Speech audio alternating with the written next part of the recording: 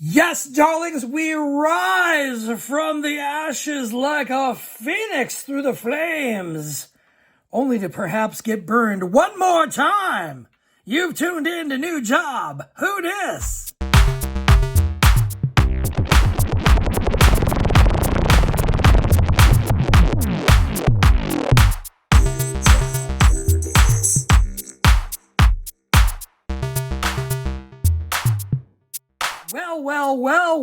Welcome back. Episode 40.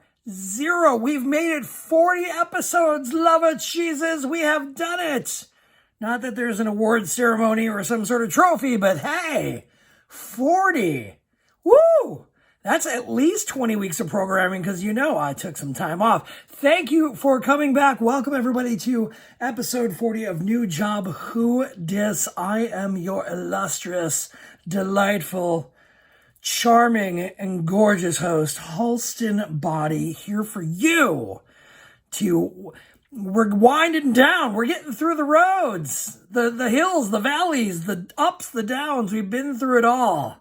And we're getting near the end, but we are here for my tales and my perspectives of where I've been, where did I get through what muck did I have to climb through to become Halston Boddy and where I'm at right now. And it's I've said it before and I'll say it again. I will own up to it. This is absolutely not only just the most entertaining podcast going right now, of course, but but it is absolutely just, a draft, if you will, of a book, because there's more details I can spill out.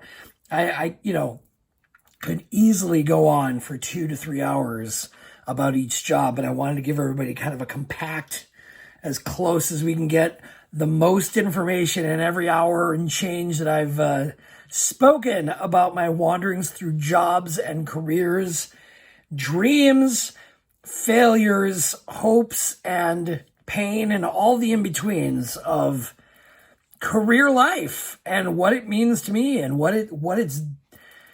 how it's affected me, how it's changed my perspective, how we move into 2021. I mean, I will tell you right now, this will wind down before the end of the year. The New Job Who Dis podcast empire will crumble before the end of the year, because we want to start anew. We want to start fresh with new things to do in 2021, and we'll get to that as we get closer to the end of this podcast. But we're here now. We're presently episode 40. If you are one of my 13 delightful, gorgeous, lovely listeners, thank you for coming back. Thank you for staying with me along this journey, along this ride. Maybe you've learned something new about me. Maybe you've been there and maybe you were part of this and you were like, wow, I had no idea. Maybe. I don't know. I'm here to give people perspective and hope and maybe something that they've thought of and they thought they were crazy. And like, no, that guy went through it too. And I get it. I don't know. If you're new here, you've got 39 episodes to catch up on. By all means, there's so many holiday breaks coming up. Have a binge, take a road trip and just dive into my psyche of work and how it's changed throughout the years I've been employed, which is well over now 25 years, going on 30 years. Actually, now I think about it, let me think. Gotta think. Yeah. Oh, we're hitting over 30 years. Woo! Over 30 years of being in the job market. 32 years, in fact. And we're going on 33 next year. So, wow! But anyway, I move on. Let's talk about where we're at. We had 2 very intense episodes to get through, if not 3, because it was the self-destruction of Halston Boddy. It was so many, to wrap it up in a nutshell, I just got hit in the face so many times and I just finally crumbled. I finally fell and I just couldn't deal with the loss of so many things happening in my life and everything's falling apart and it all just, like a house of cards, as they say, right? The cliches that you hear about how somebody falls apart on themselves or they just have to, the cliche of you have to hit rock bottom to get to the top kind of thing, or you have to hit those bottoms to understand what it takes for you to stay away from it. Totally true.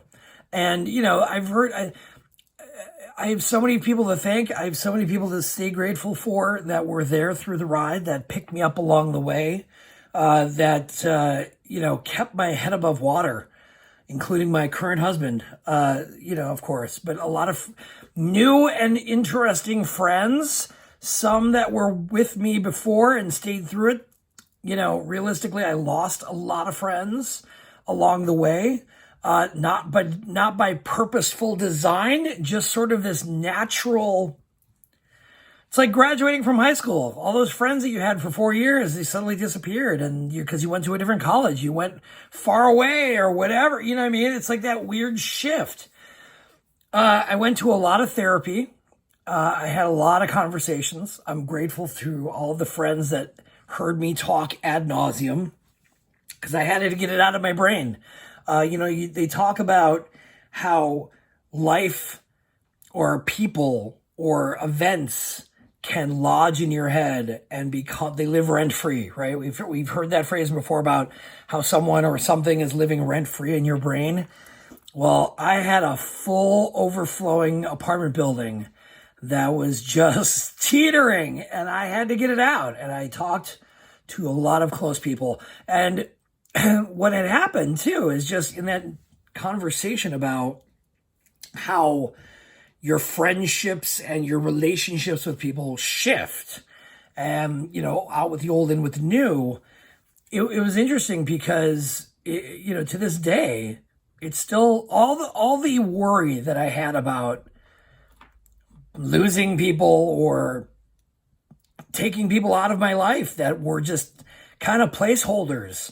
There were empty placeholders for other people that were, trying to get into the club, and the club was full, but the club was full of people I was like, who are these people? The club guy, I talked about this in therapy, and this is tied into the job thing too, because this is how I treat coworkers and how I treat employees to this day, fellow employees.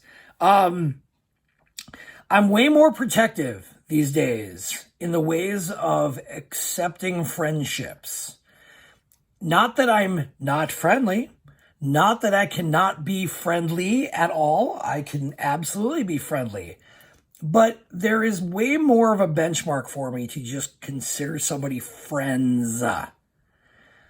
Because there's a lot of loose definition. There's a lot of, people think people are friends because they do something for them. I mean, Houdini wrote a very famous song called Friends. Listen to it. It's very, very enlightening. But at the same time, I tightened up the screws. The way I described this in therapy was I was letting everybody in the house. I was having a party. It was a very important party. I invested a lot into the party, and that party is me and me, right? The party is here. I'm investing a lot into it. I consider it in high regard, and I want to take care of it. And I let too many people into the party. I let everyone into the party. Nobody was checking ID at the door. And all of a sudden, I'm thinking the party's cool. And then all of a sudden, the party wasn't cool anymore. Because I'm like, who broke the lamp? Who puked on the bed? Why is this missing? Why, there was holes in the walls all of a sudden. And the frat party that I was living in just kind of burned down. And people, I was like, what? This party is garbage. I need to get people out of this party. And so I rebuilt the house. And when the house started up again, people were expecting the party to start over. And I had somebody at the door with a list. I did. I was not allowing people in. And, it sounds like, oh, wow, that's so, direct. But at the end of the day, I go back to what the therapist said. You have to put on your own oxygen mask first. So in the wake of that, people had to be removed out of my life. People had to be 86 in the restaurant lingo. I had to move away from people because I was way too invested in others who were not invested or returning anything at all back to me. There was way, way too many of that. And it became it just became like too much for me to even care. And I didn't care anymore. And then what am I, adding on to what my husband said, I needed to care a whole lot less. And I did. And it was refreshing. To cleanse, right? There's this whole thing. We're going to, get into how did I have to climb out to get to the next job? And we're going to get to the next job, promise. However, to get there, I had to scrape off all this old way of living and thinking. I had to just completely reset myself. And it took a lot. It took a lot of mental anguish, a lot of therapy talk, a lot of permission. I needed permission. I needed to give myself permission. I needed others to give me permission to scrape these barnacles off and try to swim into different waters. And, whether it's paying attention to the rules of reinvention, whether it is, going back to the drawing board, however you want to paint it, I had to do it. It was difficult for me because I'm the type that cares too much. So to cast people and things off of my ship, I had to do it. And it was, again, once it really snowballed the other way, where my therapist was like, yeah, you got to take care of yourself. Don't worry about these people. You're investing into these people and you're getting no return whatsoever. You're getting zilch. You're not even, I described it again. Like I said, it's like I was dealing with people who I was hitting the tennis ball across the court and they weren't even looking at me. The racket was on the ground and they were on their phone. They weren't even in the, as I said before, they weren't even in the stadium to watch the game, much less be witness to any. It was, so scraped all that off, finally got the permissions, whether it had to lock in somehow. My biggest worry is I felt alone, right? I was really worried that because I was casting away, just these empty vessels, I was casting those away. I was worried about being alone. And I did feel alone for a while. I expressed that to my therapist. I was like, I don't know what I'm doing. I don't have a job. I don't know where I'm going. I've been trying to find work and I don't know what I want to do. So it's hard. And I want to it's so hard to live because I don't know what I want to do with my life. What do I want to be when I grow up? And at the same time, I didn't have this latched on go-to friendship circle, aka the obvious bears, to just go into the bears and just be surrounded by the bears. I was wandering the desert by myself.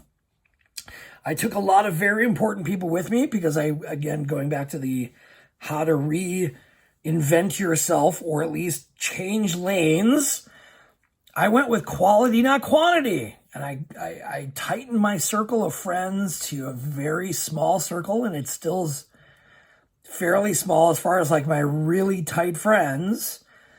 And then I have a lot of friends, some friends that I can hang out with and do, plenty of friends. But then everybody else is I had to protect myself and be these are the people that care, and I need to just focus on them and not all these other people. It was great. But what am I going to do with the rest of my life? What am I doing? I don't know what I'm going to do for a job. Well, when you're back to square one and you're done with, you're looking at the writing on the wall. The dreams are still there, but the dollars are not there. The tagline of this whole thing became all dreams, no dollars. And then everybody who asked me for a good year after the food truck race, after my depression, after the bottom, hitting rock bottom, after all that happened, anybody who's hey, where's the food truck? Right? And they weren't trying to call me out on it. They were just where's the food truck? I would say, well, if you give me $100,000, I'll get you a food truck. Because that was it. I was I have all the what I want to do with it. I just don't have any money. I'm broke. I'm in the negative, in fact, because I've, of course, got a little credit card and that's piled up, and I borrowed a chunk of money from my close friend, and I promised that was my end all. The fact that I had to choke down and beg for money that saved me. Realistically, It saved my life. It put shoes on my feet. And I'm not just saying that metaphorically. It did put shoes on my feet.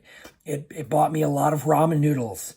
It saved me from going extinct, realistically. So again, still grateful to this day. Still, thanking my lucky stars that these people are in my life. And, now I understand. It shook me to the core. And now I understand what it means and what's important to me. And that's the thing too. That's the lesson that came out of this. What's important to me? It really honed that in. What is important to me? What matters at this juncture? I'm just rounding the corner of 40 years old, and I'm like, God, and it's not even midlife crisis time yet. That's in your 50s. Like, everyone thinks it's 40. No. Oh, no. That's when you hit that 50, that's when you're like, oh, boy, my clock's ticking, right? Even if you last to 100, you're halfway there, right? So figure it out, right? And that's what this whole experience shook me to the core. I had to restart. I had to reboot. I had to clean the engine, clean the disk, clean the hard drive, get the duster in there, get a Swiffer, cleanse my brain, rethink how I'm going to do this future of life that I have. I have a lot of things to be very thankful about. Close, tight friends who are still with me to this day, who saw me at my most vulnerable and my most raw, and the ones that are still around that I haven't spoken to in a while. But they're, again, there's people in your life that there's only so many categories of people that are going to be in your life. And there's ones that you literally are going to like check in with every 5 years, but it's like a day hasn't gone by, right? And then you have the people that you're on the daily and the weekly or the whatever. You're constantly with them. But life changes people. I mean, it does. And you have to be willing to understand that not everybody is going to be in for you the entire ride, the entire way, right? It's not going to happen. That's the biggest lesson that I learned about this whole thing, is that no matter how high you go or how low you go, not everybody is going to be there the entire way. And you have to just face that. And the quicker you get, it sounds rough, it sounds harsh, it sounds direct. It may sting to think about that. The realization that not everybody comes with you from day, like to the, other than your parents, right? Like, or your siblings, like not ever. And even then, that's not a hard and fast rule, right? Like, you got to adjust, and you have to figure out how to invest wiser and be smarter about your investments, because you never know when it's all going to fail for you. You may not even be doing anything wrong. It just doesn't work, and it changes. So you got to be prepared for that change. Well, after I got through this, and after I finally shook it off, and I finally, real talk though, it still lived in my brain for a good 3-4 years after this. I went to therapy about that, and it was a psychiatrist actually said that I had PTSD from all of it. And I'm not the army, the military level PTSD. This was literally just like, it was living rent free in my brain. All the trauma that I went through and all the pain I went through and all the everything. And they tried to put me on like some sort of Prozac. And I'll tell you what, I am not a fan. My husband said, you have to care less. This made me care way too less. Like too less. Where it was like, I don't need to do the dishes. I mean, no, you need to do the dishes. So it was bad. I mean, because I thought, well, no, give meds a try. I was not a big fan. I've never been medicated on a way of, I've never taken like a regiment. I've never taken a regularly scheduled medicine of some sort unless I've been prescribed for it for some reason. Like, when I had my hernia, I had to take, Vicodin. And not even that I didn't like. But I'll give it a shot, sure, right? Because marijuana only does so much, right? It only, depending on how you use it, it only works so much. But I was like, okay, give it a shot. Maybe there's something to this. Maybe there's a reason why they make these meds. And I took this med, and it was like, oh my God, I don't give a crap about anything. I just didn't. And it was like, and then I noticed it. I was like, oh, this is bad. I'm not even caring about laundry or nothing. I'm like forgetting about stuff. And I'm like, that's not a good sign. And yeah, you can adjust your meds and lower the dose and dot. But I was like, So, I had to get through it. And all of that doesn't live in my head any longer. It's gone. I still have food truck dreams. I still have cookie business dreams. Absolutely. That keeps me happy. The fact that it could happen one day. Maybe it will. It could. Plenty of years left on this earth. You never know when it could happen. You never know what could change to make something like that happen. You never know. So, maybe maybe just start a GoFundMe. It's like, all I need is a good $100,000 to start a fun cookie truck or a breakfast truck. I really would love a breakfast truck. I think the cookie truck's a little overbearing. The breakfast truck, though, I love making breakfast. I love it. So who knows? We'll make it happen. But all that is tucked away, just like my wrestling dream. That was tucked away. We'll get to that. I had to pull myself up, and I finally did. I finally shook it off. I realized I was in a whole mess of trouble and heap of problems and danger, and I had to fix it. Well, I mean, come on. After that long, I had to look myself in the mirror and realize you have the power to fix this. You are a hustler. I gotta get through this, and I gotta get to it, and I cannot play around. When I'm driven and I know I gotta take care of business, I'll do anything. And I did. I joined up on an early version of, and I don't remember if this is 1.0 or 2.0 or 1.5, I became a TaskRabbit. Oh, yeah. And it was a little bit more wild, wild west back then. I will say that. There was, I don't remember if there was a background check. I wasn't worried about passing because I already passed the ABC I Survived a Japanese Game Show check. And that was, holy smokes, that was 20 pages and an FBI search. I mean, real. So yeah, it was very low key. It was almost like organized Craigslist, where it was like, hey, we're going to have all these people submit jobs that are in these kind of categories. Moving, cleaning, simple errands.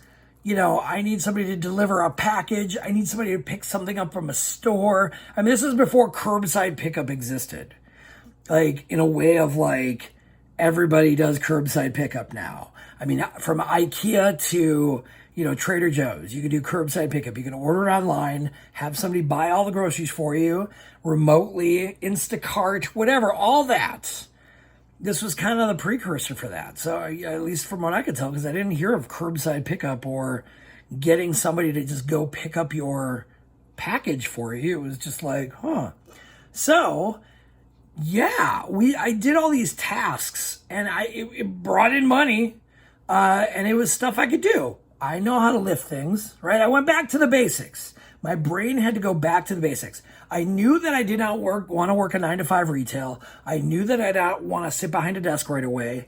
I didn't want to do all these things that I'd done before. I just wanted to be as free as I possibly could, but still figuring out a way to pull in money. Physically, I was not ready to go back into extra work or acting. I just didn't feel good. I was not feeling good. I wasn't looking good. I don't know how my husband thought I was cute, but I was a mess. But at the end of the day, I was like, listen, you can lift heavy things. You are strong like bull. You can lift things. Great. If you're like, I need a couple movers to lift a piano, that's me. I can lift a piano, put it on my shoulders. Sounds great, So, that was easy. Cleaning. Oh, yeah, I'll clean your apartment. I'll clean your house. I'll clean whatever. Sounds great. Easy. I didn't want to go back into that, like, I can clean your house hustle on Craigslist. I was like, let me try and be a little bit more legit. And I did this TaskRabbit stuff. I did all sorts of random things. There was all like, I need somebody to drop off stuff to a thrift store and then take these. Like the weirdest one was like I had to take somebody's needle sharps to the needle sharp recycling collection hazardous waste dumping place. It's not a recycling place, recycle sharps. But either way, I had to take them to like the place that it's for hazardous collection. Things like that. It was simple. Pick up this package from this place and bring it to me. Pick up some food that I need. I have a catering delivery and I had to put food in my back of my car. I mean, again, this is before all this Uber Eats and blah, blah, blah. This was just kind of like rando tasks. And, one of them I had to do like this folding clothes. It was this warehouse. I remember it was like in Culver City or something. It was this warehouse where it was like a subscription to children's clothing. And so I had to spend a day in this musty, dusty warehouse organizing children's clothes. And I was like, great, perfect task for me. Organizing? Oh, give me a sock drawer, an underwear drawer, and a t-shirt closet. I can make it look cute. I work retail. Come on, I know how to color. I know how to size, color, shape, what kind of, I work it out. So, of course, that was fun. I had that for a couple days. That was a nice gig. I mean, this was essentially doing extra work in a way of doing extra work, like in this sort of like, hey, I just need you for a couple days to, lick envelopes and stamp things. Like, it's just tasks. Real talk. It was so easy. TaskRabbits. I need somebody to take some trash, haul some trash, put it in their trunk, haul it away. Sure. $50, right? It was, extra work. It was, Uber tasks, so to speak. That's really what it was. And fortune, this is where the turnaround comes around. Redemption. Oh, I just kept my nose to the grind, taking tasks, making money. I had a friend to pay back. I had to survive. I had to stop eating ramen because that was no good for me, but I had to survive. This game, that's what the fun part about this is. The game was, at this point, I just want to let you all know, this was no more about dreams. This was no more about bright lights, any sort of feeling good about just whatever I was doing. There was literally the game became survival, pure and simple, purely survival at this point. So I didn't care. If I had to paint houses in 100-degree sun, great, I'll do it. If I had to, be a dog walker and pick up poop, great, I'll do it. If I had to watch your bratty child and change his diaper, great, I'll do it. I just needed money. I needed to breathe. I needed to pay whatever rent I could at this point. Thank you, my lovely landlords at that time, who were very forgiving, knowing my situation. And I'm, again, grateful. So I just kept hustling and just kept finding these tasks until I stumbled on one that became a regular thing. I started packing and doing cleanup and helping. Essentially, it was just production of these products. And I'll talk about that in a second. But I was brought in it started at like 4 days or 5 days of production work. And then within a month, it became like 7 days. And then within 2 months, it became like 2 weeks. I started working temporarily as a TaskRabbit for Loot Crate. Oh, have you not heard of the Loot Crate? It has been around for over 7 years now. Maybe going on 8 this year. I have to remember. I know it's over 7. Because I ended up working for Loot Crate. Spoiler alert. And this is where you're going to dive in. I'm giving you the whole steak. I ended up working for Loot Crate for over 6 years. Whew, we got stories to tell. No, so I will start off with a disclaimer. There is a lot of gossip and there is a lot of conversation on the internet about Loot Crate and how it succeeded and how it failed. There's a lot of people on Reddit. There's a lot of people on. There was a news reporter who was doing newspaper reporting for, I can't even remember who now. Maybe it was the LA Times. They blood in the water, and they wanted to know the inside dirt, and everybody had all these stories, and there was all these anonymous posts about what happened at Loot Crate. There's lore to be told. Maybe, like, I am not here to gossip about Loot Crate. I'm going to talk about my experience. I'm going to talk about what it meant to me and how it changed me and how I grew and how it was the experience of a lifetime for me. Spoiler alert. It was the best of times, it was the worst of times. Listen, ups and downs. You've been through 40 episodes of podcasts. There's no way this is going to be a shiny, beautiful, shiny, happy people story. But if anybody is like probably waiting for some like hot bombshell that I'm going to drop, one, I'm not going to do my old company dirty like that. Two, unless you have the financial standing to pay them off and financially protect me legally from telling the names and the absolute what I witnessed, eye to eye about what the ups and downs or what happened on the inside or whatever, I'll wait for your call and your paycheck. I'll wait for that. I'm thinking 7 figures at least. Let's go 10, let's go 8 figures. I don't know.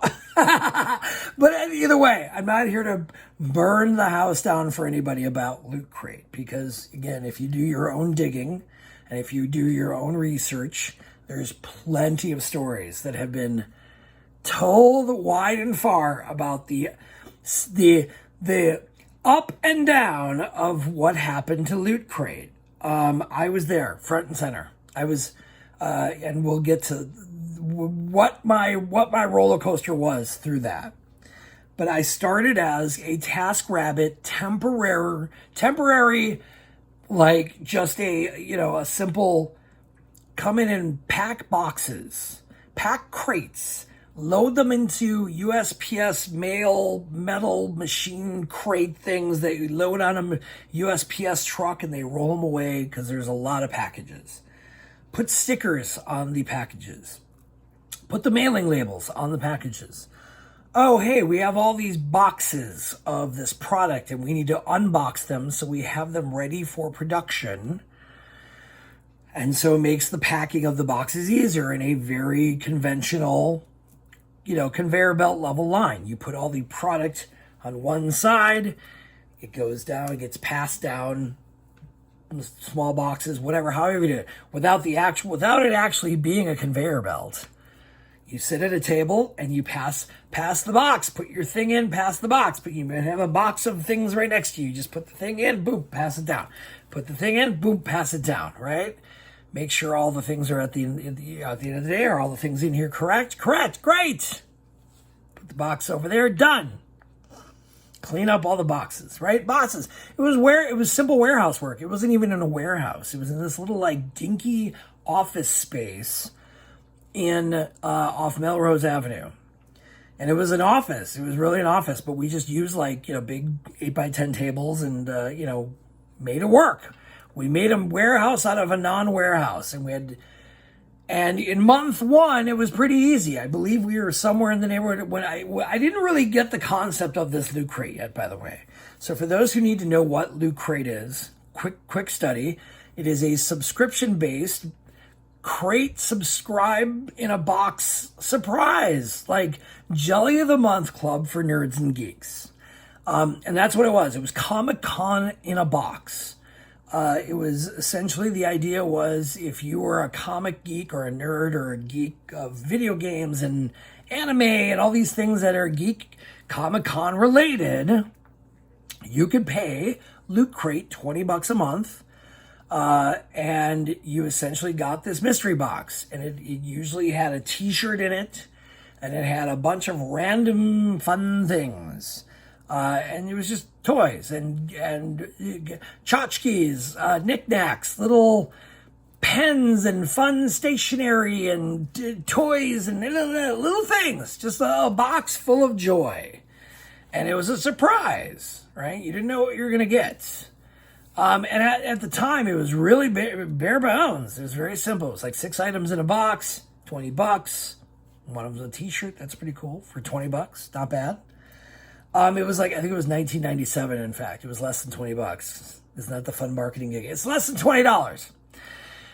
And it was fun. I mean, what I loved about it is the fact that, I got a free lunch. Hey, I'm broke. Are you kidding me? Listen, at 40 plus years old, I'm broke. Actually, I wasn't even 40 yet. I was 39. I was coming around 40 right around that time, and I'm broke. Oh, man. Are you kidding me? Free lunch was real good. Subway. I ate all the Subway. And they got cookies, too. Yes. Listen, they had money, apparently. So came in for like a week at a time, and it was not all day. It wasn't like 8 hours yet, but it was money, and it was regular, and it was starting to become more. Again, as I said, I started at like 4 days in a month. I was like, ooh, a 4-day gig? Yes. And then it went to like 5, 6, 7. I need you for a week. I need you for 2 weeks. Oh. And then you started seeing the same people show up over and over and over again. Well, early on, because I was hungry. Oh, I was hungry. And in a way of not just physically hungry, but just like I needed money and I needed to survive. I had people to be responsible to and for, not just myself. I had a boyfriend. And eventually I wanted to have the boyfriend move down here and start our life. He was up in Oregon living with his parents because he was also in straits. So we saw each other. We saw each other, and we got it. We got poor. We got broke. We got artists. We got it. You know, we had been kind of canoodling for quite a while. And, I was like, listen, we're going to be together. But we had to be together. We had to figure it out. We had to wait till the money was there, and we had to save. And it gave me a reason. That was the thing. I finally had a goal. The light at the end of the tunnel was a goal. And so Loot Crate was providing that because it started to become a regular gig, and they were paying pretty decently. And it was hard work, right? It was manual labor, and it was sweat, and it was lifting, and it was physical. So it kept my body physical. I wasn't sitting behind a desk getting a big butt. I wasn't being lazy. I was, right? I was there. So it was great. I was like, yeah, I can do this. I need the physical labor. I need to sweat. I need to be upright because if I'm sitting and I'm not doing anything, my body is going to revolt. So I'm grateful that I had this job. And it was a lot of catch as catch can. Me and another gentleman that was working there, he worked as long as I did at Loot Crate. He was there in the beginning, right in the same environment. We were both working, and we caught on to like the production part of it. Like, let's clean and make sure things are moving and unpack the boxes and organize and stack and make sure things are looking cute and use our critical Tetris organizational brains to keep a tight ship and hustle and, do one of those things where you're like, yeah, I want to make sure that, I'm, on top of it. And, always don't wait for somebody to tell you what to do. Just start doing things and make sure you're productive and just, and we got it because we were like, we want to stay fluid and stay working there. And we want to show them that we're doing a good job. Wow. Hey, isn't that something? How about 25 plus years of experience in life and trying to do the right thing and trying to show people that you're wanting to work and it's starting to pay off when you actually play that card and that card becomes, wow, Here's a hard worker versus the people that are sitting at the table just spending the day gossiping and talking and having conversations. Meanwhile, I'm over there sweating and put my headphones in and folded t-shirts, 5-1 about the cackling. We called the people that were sitting at the table the Cackling Hens because there was these like group of like older women that were just kind of like, they spent more time stopping to talk than they were actually physically moving. They were just sitting there like, they'd fold a couple times, and then when they were starting to talk, they go, yeah. They would just stop. Like, they would just stop moving to talk to somebody instead of actually, like, talking and working at the same time. So I'm over there on the other side, and I'm just like, like, just flipping out, making it work. And it was noticed. It was noticed because, well, not only that, but the owner and the owner's wife, the co-owner and the owner's wife, recognized me. They knew I was. They were like, I finally revealed myself that I was on the Great Food Truck Race, and they're like, "You are one of our favorites. We love the waffles. Yeah, we want waffles." Right. So they knew, and I wasn't there to be a diva, and I wasn't there to be a reality star. I wasn't there to be, I've been on TV, therefore I must be cool. Like, I wasn't there to be cool. I wasn't there to get any clout. I wasn't there to brag about it to anybody. I mean, again, I was a fresh wound of failure. Are you kidding me? I wasn't ready to talk about it yet. I really wasn't. I mean, I talked about how great it was when it was asked, but I didn't dive into like, where did we go? What did we have to do to get here? But my brain just locked into working. I went back to hustle game, hard work, push through and make it work because you had to. Survival was the game. And so I put on my sweatbands and I put on my headband and I put on some t-shirts and I put on the new pair of shoes that a friend of mine bought me to like actually work in a warehouse level of just like comfort and not have a wide open ripped shoe that I'm working with. I mean, I had to get it together. And, the therapy kept me going too. But so, yeah, this hustle game, I was like trying to figure out this business, and Loot Crate was brand new. I got in at Loot Crate at month like 5 or 6. I want to say month 6. Just as this beginning employee of like, they're starting to get bigger. So they need more bodies to like start doing the manual labor in the warehouse, Great. And so, yeah, I was there since like month 5 or 6. I'm pretty sure it was like right in between, but either way, baby. I mean, they've been around for now 7 going on 8 years. So I was with them since the beginning. Looking back, I didn't miss a whole lot in the first 6 months, other than some crazy stories about school bus driving and, the first cons and things, the ideation of where is this going to take us and where is this going to go. So that being said, I was watching this business blow up in front of me. It kept growing every month that we came back from TaskRabbit. Hey, we need you again. Boom. Yes, I'm here for 7 days. Yes, you're here for 10 days. Okay, I'm going to need you for 2 weeks. Great.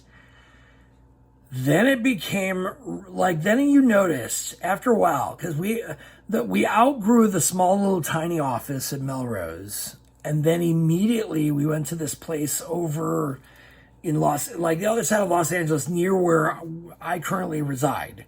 And so we're watching it grow in front of us. Me and this other gentleman that I worked with, we're still doing the warehouse thing, and we're adjusting and adapting as we're going. We had to figure out how to move everything over to the new warehouse and the new building. We get there. And immediately, because again, this business that was happening in front of us, no spoilers. Again, this all available on the internet for you to study and watch and read and look up hashtag Loot Crate and find out all the stories of what the rise and fall of Loot Crate and they're still in business, ladies and gentlemen. So it's not like they're done and they've the Roman Empire has been crumbled. It's completely different nowadays. But at the end of the day, I watched it blow up, and it did. It was fast, month by month. Every month, it just like grew. How many boxes do we have to make this month? Holy smokes. How many boxes do we have to make this month? What? And it was just like folding over itself. We hit all these pinnacles, these peaks of like, oh, now we have a semi pulling up with, like pallets of product showing up. Where are we going to put it? Okay, we got to figure out where to put it in the warehouse right now. Where is the office going to be for like, the owner's wife was doing customer support and like, where is it all going to go? Okay, we're figuring it out. It was molding this giant ball of clay as it was growing. It was like a Katamari Damacy, that video game. Like everything just started rolling and getting bigger. And we're like, where are we putting this? Oh God, it ate up a building. Like it just, it's almost like those foam experiments you see on TikTok or whatever, where you like, whatever those chemicals are, where it creates this like immense foam and it explodes and it just fills the room. That's what this was like, month by month, to the point where it became obvious they needed somebody pretty much all the time, and they brought us in all the time. It became like almost 3 weeks that we were doing TaskRabbit, and they finally had to figure out that they were paying a lot of money through TaskRabbit to hire all these TaskRabbits. And so it got to that point where it was like, okay, every month this is growing. We need more people to pack the boxes. We need more people to unload the trucks for the product to pack the boxes. We need more people to put stickers on the boxes. We need more people to handle the mail label making for the boxes. We need more people to take stuff out of the boxes to put and make sure we have the conveyor belt line level sort of like set up for the boxes. We need people to fold boxes. We need people to take their hands and fold boxes and make them boxes and make piles of boxes. So every month, imagine how many people they had to hire temporarily just to sit on a chair and fold 5,000, 7,000, 10,000, 11,000. That like how many numbers it kept growing in the subscriber base. Now, before we wrap this up for part one of Loot Crate, it was wild. It was fun. It was crazy. It was insane. It was catch as catch can. I mean, there was points where we didn't even have a jack. We didn't have a warehouse jack, electronic or otherwise. And we all, like, everybody who was there had to, like, carry pallets off of a truck. It was just, like, it went so fast. And we were, it was just, wow, it's every month more. And realistically, once I figured out what this was doing for people, and once I tapped into this geek community and the geek nerd Comic Con, all the facets of that diamond of geekery and what we are all nerdists about. It was a fun idea. Here's this cool idea where you get a magical box of surprise items at a reasonable cost, and people started to eat it up. And this is 8 years ago. We're going on 8 years ago. This is just this wild, like, new idea, because the whole concept of it was if you couldn't afford to go to San Diego Comic-Con, or if you couldn't afford to go to some, like con that's big in Seattle or whatever, wherever the cons are, and you're in Podunk, Kansas, or, middle of the nowhere, Wisconsin, and you just can't do that, we can mail you cool, exclusive geek stuff that you just can't, and this is stuff you just can't buy at Walmart. This is stuff that you just can't buy on the shelves They don't have it. Your town doesn't have a comic store with, Funko Pops and cool, unique t-shirts that are one of a kind and, fun stuff like that. So, yeah, this is a great idea. It's so good. Fun. I mean, it was fun to see the products that were coming in, and it was fun to hear what was coming up. I was like, oh, this is great. And we're less than a year old. And it's popping, and I'm into it. And I'm doing a lot of physical labor. I'm staying upright. Oh, wow, I can afford something other than ramen. This is great. They're still feeding us. That's great, too. We like that. Free lunches. Let's keep working. You want some overtime? Yeah, we're going to make it work. Team, high five. Because, I had to reset myself, and the button had to be reset. I had to reinvent myself and go, listen, you have to get to work. The dreams have to be put away. You have to get yourself on track. You have to get yourself financially secure in some fashion.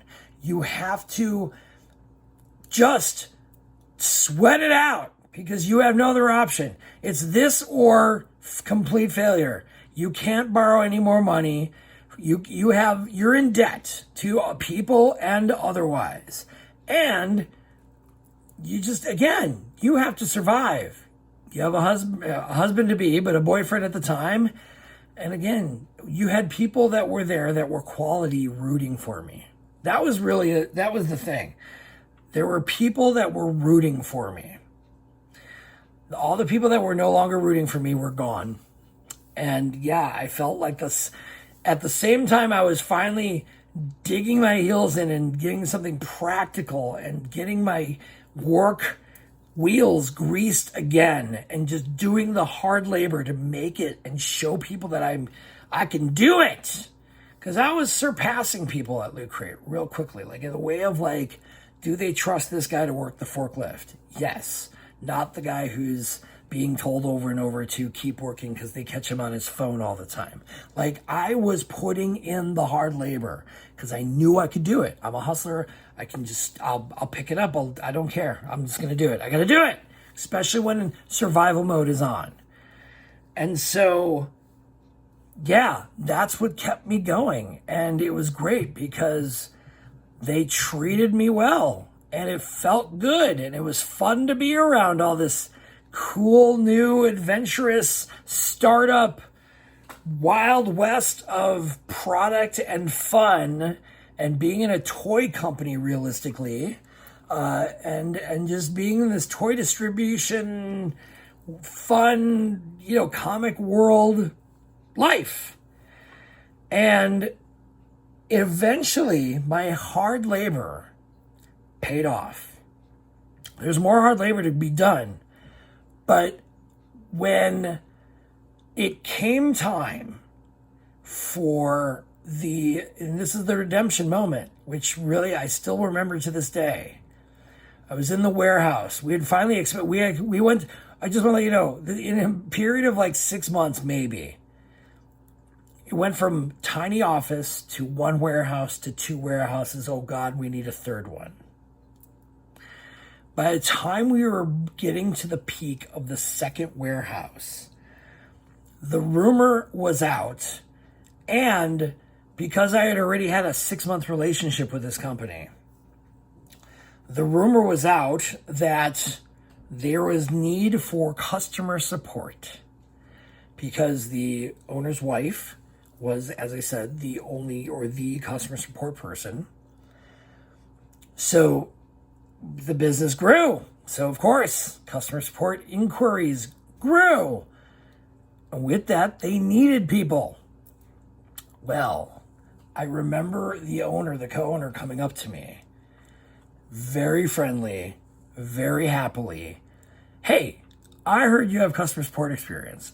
And it was very it was happy and direct, but what I didn't know right off the bat, it was because it was we need help.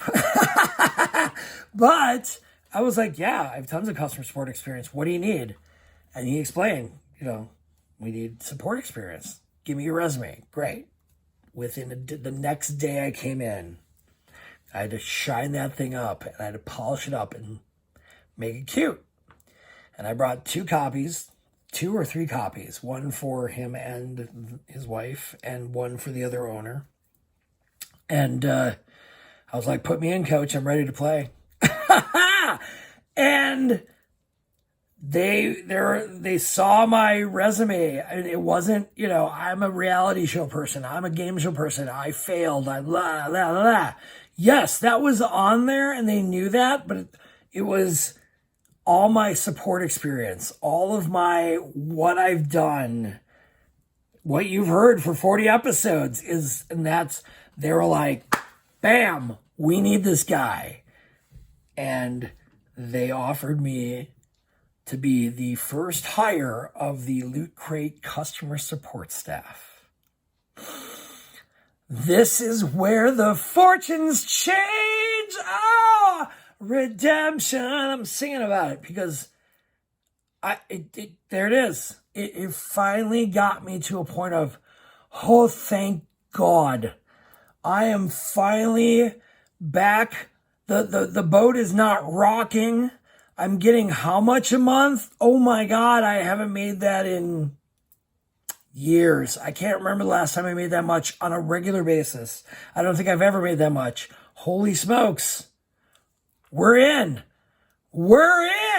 Oh boy. And boy, were we in for it.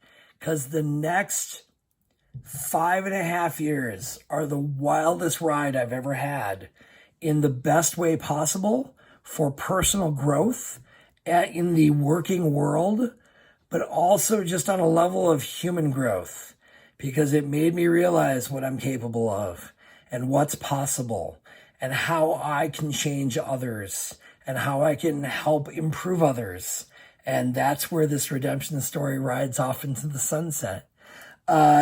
Thank you for listening. Hey, we're going to talk about Loot Crate more. Again, no gossip to share unless you want to throw down a few, if you want to throw down, I got the filthy tell-all. I think there's this, I don't know what the statute of limitations is. No, I don't want to indict anybody. Listen, those are stories that they might just be ended up being buried with me, because boy, was that a crazy life. But at the end of the day, we'll talk about how we got through it. And yeah, spoiler alert, how it ended, because clearly I am not, spoiler alert, sorry, I know, but at the end of the day, you got to find out how I get to the end of that.